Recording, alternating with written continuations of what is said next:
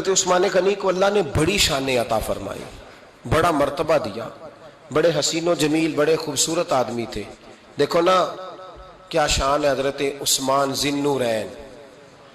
یہ ذی النورین کیا معنی ہے؟ دو نور کون ہیں؟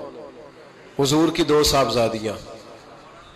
اعلیٰ حضرت فرماتے ہیں نور کی سرکار سے پایا دوشالہ نور کا، نور کی سرکار سے پایا دوشالہ نور کا، ہو مبارک تجھ کو ذی النورین جوڑا نور کا۔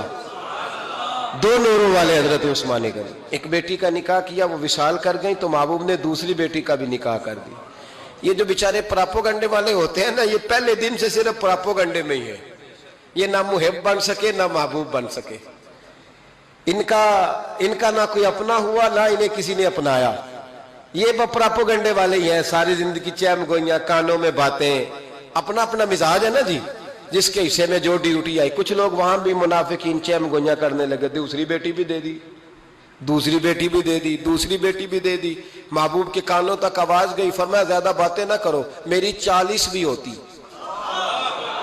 وہ ختم ہو گئی بات، تم 2-3 کی بات کرتے ہو۔ حدیث مبارکہ کے لفظ ہیں، نبی پاک نے فرمایا میری 40 بھی ہوتی، ایک کے بعد دوسری انتقال کرتی رہتی، میں ساری عثمان کو دے دیتا۔ حد ہو گئی بھئی، اتنا بڑا مرتبہ۔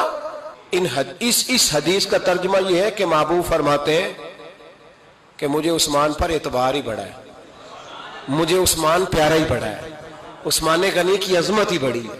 فرمایا میری 40 بھی ہوتی تو میں ساری یکے بعد دیگر حضرت اسامہ بن زید رضی اللہ تعالیٰ عنہ فرماتے ہیں نبی پاک نے اپنی صاحبزادی حضرت رقیہ رضی اللہ تعالیٰ عنہ کا نکاح حضرت عثمان غنی کے ساتھ کیا تو دونوں میاں بیوی پیارے بڑے تھے، حسین و جمیل بڑے۔ حضرت عثمان بڑے نفیس آدمی تھے، بڑی نفاست تھی، کپڑا سادہ پہنتے تھے، لیکن لوگ کہتے ہیں کبھی ہم نے ان کے کپڑوں پہ دھبا نہیں دیکھا، چہرے پر اتنا سا گرد کا نشان نہیں دیکھا۔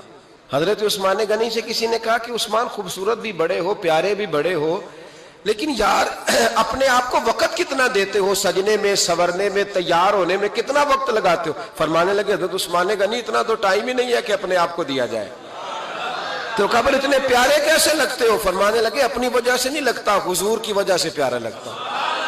کب وہ کس طرح؟ فرمانے لگے نبی پاک صلی اللہ علیہ وسلم نے ہمیں وضو دیا ہے، فرمایا ایک دفعہ وضو کر کے آئینے کے سامنے کھڑا ہوتا ہوں، یوں لگتا ہے اللہ نے میرے چہرے کو پہلے سے زیادہ نور عطا کر دیا۔